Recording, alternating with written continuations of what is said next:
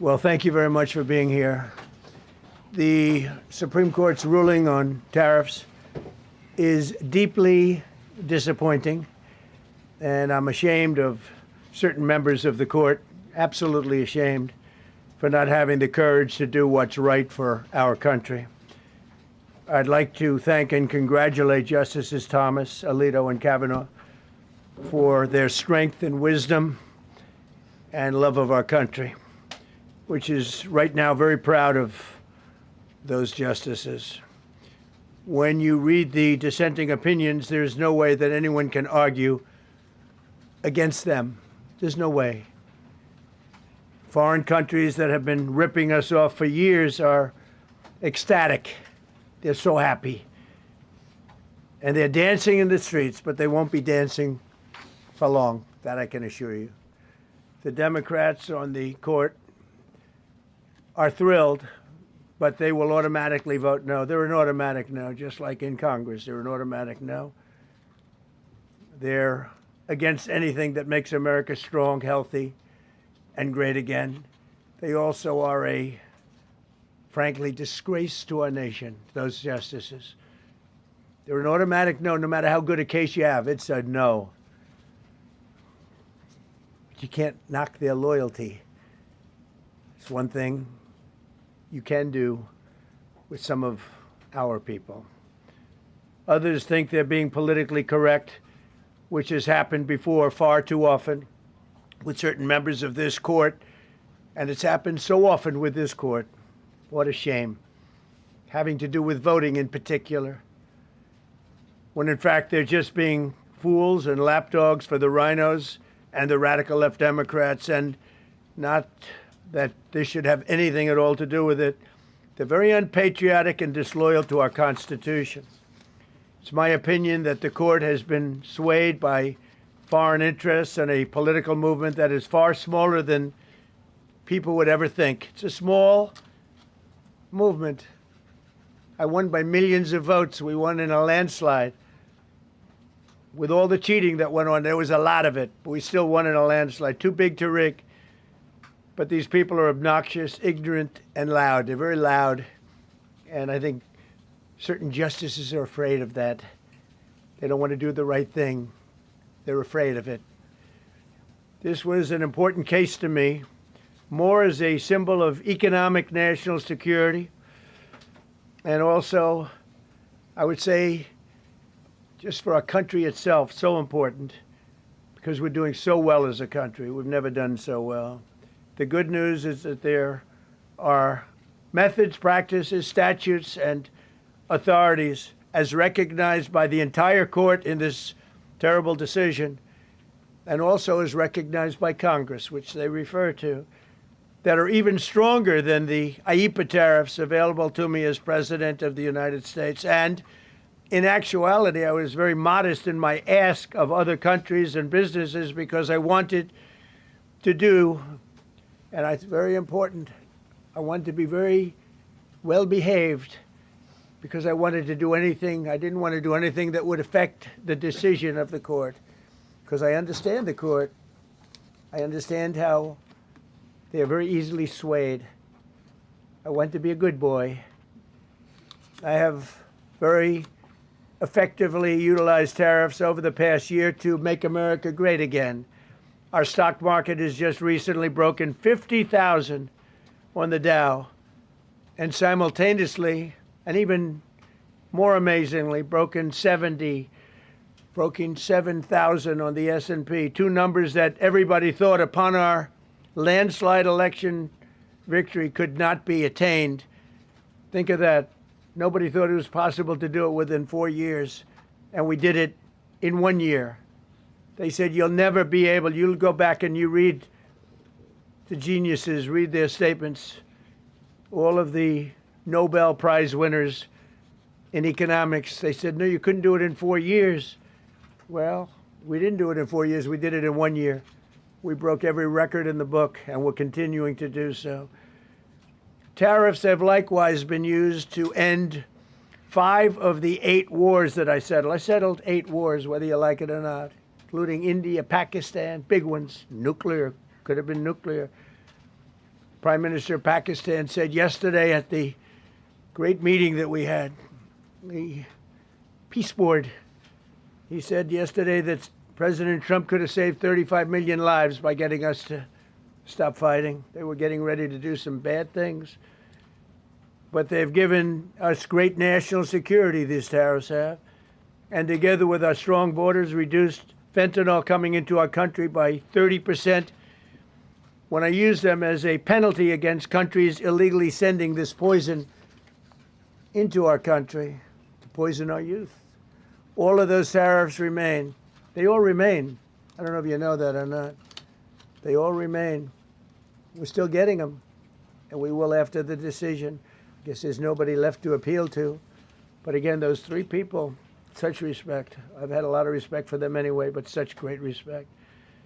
But other alternatives will now be used to replace the ones that the court incorrectly rejected. We have alternatives, great alternatives. Could be more money. We'll take in more money, and we'll be a lot stronger for it. We're taking in hundreds of billions of dollars. We'll continue to do so. To show you how ridiculous the opinion is, however, the court said that I'm not allowed to charge even $1. I can't charge $1. Can't charge $1. I would have used 1 penny, but we don't make the pennies anymore. We save money. Can't charge $1 to any country under IEPA. Not $1. I assume to protect other countries. This must have been done to protect those other countries, certainly not the United States of America, which they should be interested in protecting. That's what they're supposed to be protecting. But I am allowed to cut off any and all trade or business with that same country. In other words, I can destroy the trade. I can destroy the country. I'm even allowed to impose a foreign country destroying embargo. I can embargo. I can do anything I want, but I can't charge $1. Because that's not what it says. And that's not the way it even reads. I can do anything I want to do to them, but I can't charge any money. So I'm allowed to destroy the country, but I can't charge them a little fee. I could give them a little two-cent fee, but I cannot charge under any circumstances. I cannot charge them anything. Think of that. How ridiculous is that? I'm allowed to embargo them. I'm allowed to tell them you can't do business in the United States anymore. We want you out of here. But if I want to charge them $10, I can't do that. It's incorrect. Their decision's incorrect. But it doesn't matter because we have very powerful alternatives that have been approved by this decision. You know, they've been approved by the decision for those that thought they had us. And they're saying that I have the absolute right to license, but not the right to charge a license fee. So think of that. I have the right to license, which is a very powerful word. In many ways, license is more powerful than tariffs. In fact, I was thinking about using it. But they came up with the idea that I can license, just like the people that were opposing me told them to do, but not the right to charge a license fee. Think of that. Who ever heard of such a thing? What license has ever been issued without the right to charge a fee? You get a license, you charge a fee. It's automatic, but not with this court. But now the court has given me the unquestioned right to ban all sorts of things from coming into our country, to destroy foreign countries, but a much more powerful right than many people ever thought we even had, but not the right to charge a fee. How crazy is that? Our country is the hottest country anywhere in the world right now. And it was a dead country 1.5 years ago under an incompetent president. But now I'm going to go in a different direction, probably the direction that I should have gone the first time, but I read the language. I'm very good at reading language, and it read our way 100%, but now I'll go the way I could have gone originally, which is even stronger than our original choice. As Justice Kavanaugh, whose stock has gone so up, you have to see, I'm so proud of him, wrote in his dissent, although I firmly disagree with the court's holding today, the decision might not substantially constrain a president's ability to order tariffs going forward. So, think of that. The decision might not substantially constrain. And it doesn't. He's right. fact, I can charge much more than I was charging. So I'm going to just start. Although I firmly disagree with the court's holding today, the decision might not substantially constrain a president's ability to order tariffs going forward.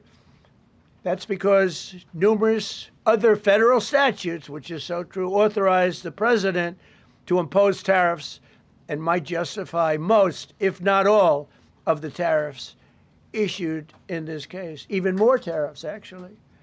Those statutes include, think of that, those statutes include, for example, the Trade Expansion Act of 1962, Section 232. All of these things I know so well. The Trade Act of 1974, Sections 122, 201, 301. And the Tariff Act of 1930, Section 338, all clear. But it's a little bit longer process. I thought I'd make things simple, but they didn't let us do that. I would like to thank Justice Kavanaugh for frankly, his genius and his great ability. Very proud of that appointment. In actuality, while I am sure that they did not mean to do so, the Supreme Court's decision today made a president's ability to both regulate trade and impose tariffs more powerful and more crystal clear rather than less. I don't think they meant that. I'm sure they didn't. It's terrible. And to think that the Democrats who oppose this only because they want to go the opposite way, they'd like to pack the court. They want to put on 21 people. They want to pack the court, pack the Supreme Court. Maybe they should do it. Maybe they would be better off if they did it. They want to pack the court. They want to do anything to hurt our country. There will no longer be any doubt, and the income coming in and the protection of our companies and country will actually increase because of this decision. I don't think the court meant that, but it's the way it is. Based on long-standing law and hundreds of victories, and even, as I was pointed out before, even thousands of victories over the years, to the contrary, the Supreme Court did not overrule tariffs. They merely overruled a particular use of IEEPA tariffs. And essentially, it's used to get a fee. I can do anything I want with IEEPA, anything. I just can't charge anybody for it. I can license, I just can't charge them. It's ridiculous, but it's okay because we have other ways, numerous other ways. The ability to block, embargo, restrict, license, or impose any other condition on a foreign country's ability to conduct trade with the United States under IEEPA has been fully confirmed by this decision. So now there's no doubt, because, you know, there were a lot of questions about tariffs because no president was smart enough to use them to protect our country from those countries and businesses that were ripping us off. You took a look at the deficits that we had with some of these countries. It was disgraceful what they got away with for many, many decades. But now we know, because this decision affirms all those things that some people weren't sure about. In order to protect, and it says so, in order to protect our country, a president can actually charge more tariffs than I was charging in the past period of a year under the various tariff authorities. So we can use other of the statutes, other of the tariff authorities, which have also been confirmed and are fully allowed. Therefore, effective immediately, all national security tariffs under Section 232 and existing Section 301 tariffs, they're existing, they're there, remain in place, fully in place, and in full force and effect. Today, I will sign an order to impose a 10% global tariff under Section 122 over and above our normal tariffs already being charged. And we're also initiating several Section 301 and other investigations to protect our country from unfair trading practices of other countries and companies. Thank you for your attention to this matter, and I say quite simply, which I've said for a long time, make America great again. And interestingly, we've already made it great, so I don't have to use that, but I don't think we'll ever give up on MAGA. MAGA is always going to be with us.